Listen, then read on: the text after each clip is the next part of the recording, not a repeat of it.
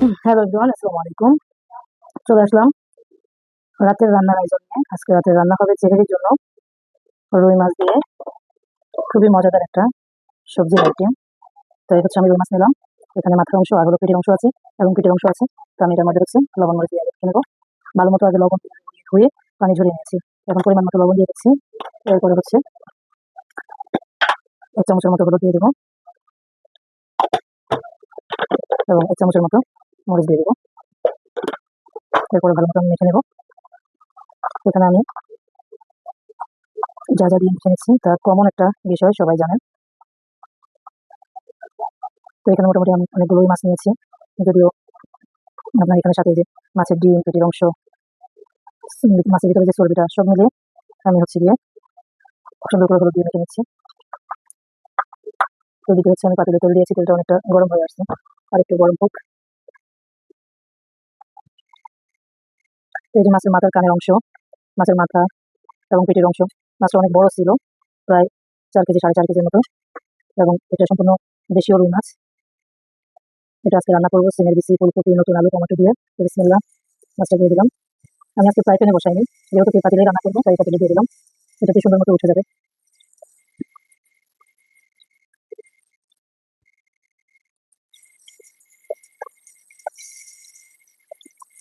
এতে করে আমি সবগুলো দিয়ে দিলাম, আস্তে আস্তে ভাজা হতে থাকুক। তো এই তো মাছ ভাজি প্রায় আপনার হয়ে আসছে, না তবে মাছটা উল্টে দিচ্ছি। দেখেন এই পাতিলেই শুধু মাছটা কিন্তু উঠে যাচ্ছে, তবে আমি একসাথে সব দিয়ে দিচ্ছি, যার জন্য একটু এটার সাথে লেগে গেছে। তো যাই হোক, আমার মাছটা সুন্দর মতো উঠে গেছে। তো অপর পিঠটাও ভালো মতো ভাজা হোক। এর পাশাপাশি আমি হচ্ছে সবজি কয়েক পিস ফুলকপি নিয়েছি, একটা বেগুন নিয়েছি, 2টা নতুন আলু নিয়েছি। এর পাশাপাশি হচ্ছে যে আমি সিমের বিচি চুলতেছি, এই সিমের বিচিগুলো দিব। মোটামুটি ছোট্ট একটা তরকারি আয়োজন করতেছি এর দিয়ে বড় রাতের জন্য। তো এইদিকে হচ্ছে গিয়ে আপনার ভাতও হয়ে গিয়েছে, মাছটাও হয়ে গিয়েছে, আমি উঠিয়ে নিচ্ছি। এটার সাথে একটা মাছ লেগে গিয়েছে।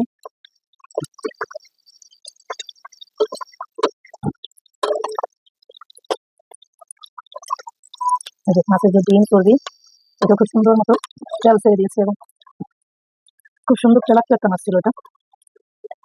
এরকম তাজা তাজা দেশীয় রুই মাছ দিয়া এই ধরনের সবজিগুলো ভাজি করলে না খেতে অনেক বেশি, মানে ভাজি বলতে কি হালকা ভেজে রান্না করবো অল্প ঝোলের সাথে। তো মাছ ভাজা যে তেলটা ছিল ওটার মধ্যে আমি সবজিগুলো দিয়ে দিবো এক এক করে, হালকা ভেজে। এরপর হচ্ছে পরবর্তী সব এক এক করে মশলা আমি অ্যাড করবো। এটার মধ্যে আমি বেশি একটা মশলা দিব না, খুব ন্যাচারাল ওইটা আমি একটু ভাজবো। এই সবজিগুলো সাথে হালকা হলুদ দিয়ে আমি ভেজে নিচ্ছি, একটু লবণ দিব, পরিমাণটা আপনারা খেয়াল রাখবেন। আর এদিকে আমার সবজিটা মোটামুটি আপনার একটু করে দিয়েছি, আমি আবার দিয়ে দিলাম অল্প কিছু আরেকটু হোক। আমি কিন্তু এখানে মাছ ভাজার যে অবশিষ্ট তেলটা ছিল ওই তেলটার উপরে সবজিটা ভেজে নিচ্ছি। এদিকে আমি গরম পানি বসিয়ে দিয়েছিলাম তরকারির জন্য, গরম পানিটা বরফ চলে আসছে, আমি এখান থেকে কিছু পানি আবার নিচ্ছি। যে কোনো তরকারিতে চেষ্টা করবেন একটু গরম পানি দিয়ে রান্না করতে, তাহলে দেখবেন যে তরকারির টেস্টটা অনেকটা কিন্তু ব্যালেন্স করে। তো আমি ওখানে গরম পানিতে ওইদিকে চিনি বিচি দিয়ে রাখলাম, এই চিনি বিচিটা হালকা ভাপ দিয়ে নেবো, যেন এটা যে একটা গন্ধ আছে এটা যেন চলে যায়। আপনারা চাইলে ডাইরেক্ট কিন্তু সবজির সাথে দিতে পারেন, তো আমার থেকে মনে হয় চিনির বিচি একটা গন্ধ থাকে, যার জন্য আমি হালকা ভাপ দিয়ে পানিটা ধরিয়ে নিই। তো এদিকে আমি হচ্ছে একটু পেঁয়াজ আর কিছু কাঁচামরিচ একসাথে করে ভেজে নিব, কারণ আপনারা চাইলে এগুলা আলাদা করেও ভেজে নিতে পারেন। আসলে রান্না হচ্ছে একটা আর্ট, যে যেভাবে রাখতে পারে। আমি ওইভাবেও রান্না করি, আবার কখনো কখনো সময় কম থাকলে শর্টকাটে এভাবেও রান্না করি। টেস্টের কিন্তু কোনো হেরফের হয় না। আমি এখানে কাঁচামরিচ যেহেতু দিয়েছি 1 চামচ হলুদ দিচ্ছি, কারণ হলুদটা মাছের সাথে সবজির সাথে আগে দিয়েছি এবং জালটাও দিয়েছি। তো আমি মরিচের পরিমাণটা একটু কমিয়ে দেবো, 1 চামচ মরিচের গুঁড়ো দিলাম এবং স্বাদ মতো আমি লবণ দিয়ে দিচ্ছি, কারণ লবণটা আমি মাছ ভাজির সাথে সবজি ভাজির সাথে দিয়েছিলাম। এখন ধনিয়ার গুঁড়া দিয়ে দেবো প্রায় 1 চামচের 2 ভাগের 1 ভাগ। আমি মাছের এই আইটেমটার সাথে আমি কোনো বেশি মশলা দেবো না, জাস্ট যতটুকু না দিলেই না, যতটুকু আমি একদম ন্যাচারাল মিটে পাকাবো সেহেতু জাস্ট এইটুকু মশলাই এনাফ। আর এদিকে আমার সিমের বিচিটাও বলক চলে আসছে, একটু বলক আসলে আমি নিজেই আমি এখানে থেকে ছেঁকে দিয়ে দেবো সবজির সাথে। এখন বর্তমান এই টাইমে কিন্তু সিমটা পাওয়া যায় না, পাওয়া গেলেও ওটা তেমন একটা স্বাদ লাগে না, তাই সিমের বিচিটা অ্যাড করলাম। যদিও আমার ছেলে আবার এই সিজনে সিমের বিচি, ফুলকপি আর রুই মাছের তরকারিটা খুবই পছন্দ করে। এমনিতেই ওরা কিন্তু বেশি খেতে চায় না, মাছ খেতে চায় না, তো আমি মাঝে মধ্যে যেটুকুই পছন্দ করে চেষ্টা করি ওদের কথা চিন্তা করে ওদের পছন্দ মতোই তৈরি করতে। তো এটা আমি সিমের বিচি দিয়ে দিয়েছি, এখন ভালো মতো নিয়ে ছেড়ে আমি এটার সাথে অ্যাড করে দেবো 1 চামচ, বড় টি চামচের মতো 1 চামচ আপনার আদা রসুন বাটা এবং পেঁয়াজ বাটা। চাইলে আরো একটু অ্যাড করতে পারেন, কারণ এখানে অতিরিক্ত কোনো মশলার প্রয়োজন নেই। তো আমি হচ্ছে গিয়ে জাস্ট এটুকু মশলা দিয়ে একটু কষিয়ে নেব। সবসময় চিন্তা করবেন যে সবজিটা ভালো মতো মশলার সাথে কষিয়ে নিতে, তাহলে দেখবেন যে সবজির যে একটা গুণগত মান থাকে ওটার টেক্সচারটা ঠিক থাকবে এবং টেস্টও ভালো আসবে। তো এই তো আমার সবজিটা ভাজা হয়ে গেছে। এখন হচ্ছে আমি এখানে একটা টমেটো স্লাইস করে কেটে নিয়েছি, এর পাশাপাশি দুটা আপনার হচ্ছে পেঁয়াজ করে কেটে নিয়েছি। তো এগুলো আমি অ্যাড করে দিচ্ছি। তো এখন হচ্ছে গিয়ে আমি ভালো মতো কষিয়ে নেব। মোটামুটি কষানোর মধ্যে আপনার সবজি প্রায় 100%-এর মধ্যে 90% সিদ্ধ হয়ে যাবে। তো এখন আমার যে গরম পানিটা উঠিয়ে রাখছি এটা দিয়ে দেবো পরিমাণ মতো।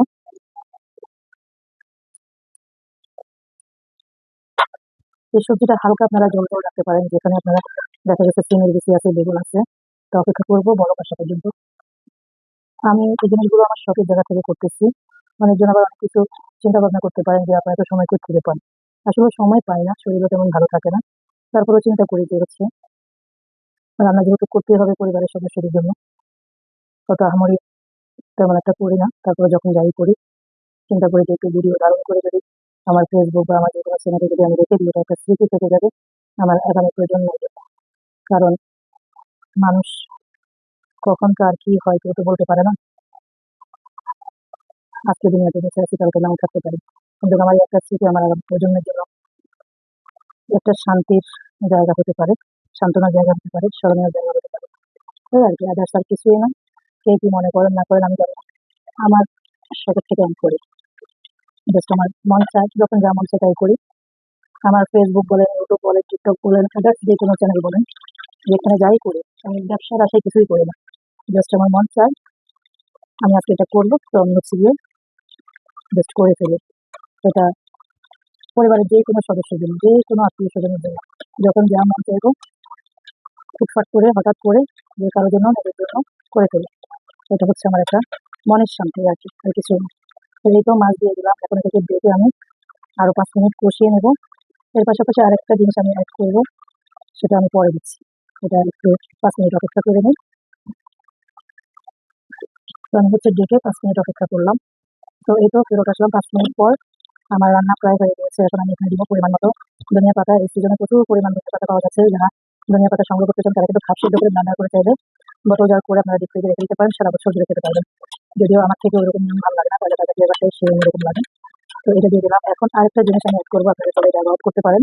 সেটা হচ্ছে টেস্টটাকে আরেকটু ব্যালেন্স করার জন্য আমি হালকা টেস্টিং সল্ট অ্যাড করলাম, একদম 1 চিমটি। তো যারা পছন্দ করেন এটা দিতে পারেন, সেটা কিন্তু আমার থেকে ভালো লাগে। তো এই তো গল্প করতে করতে আমার রান্না শেষ। আমি কখনো রান্নার শুরু থেকে শেষ পর্যন্ত আমি লবণ থেকে দেখি না।